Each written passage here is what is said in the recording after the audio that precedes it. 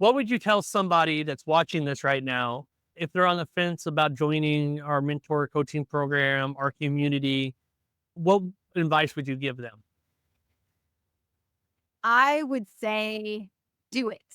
And if that means that you have to brew your coffee at home and not go to Starbucks, find a way and make it happen. That is what I would say. The biggest reason why you need to do it is because this is going to save you time. Time is something that you can never get back.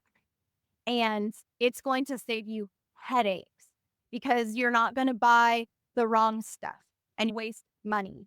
And there's just so many things. There's so many resources that they have in there. If you want to go to farmers market, there's a farmers market checklist of, and these are the exact product they use to go to the market with. And here's the link.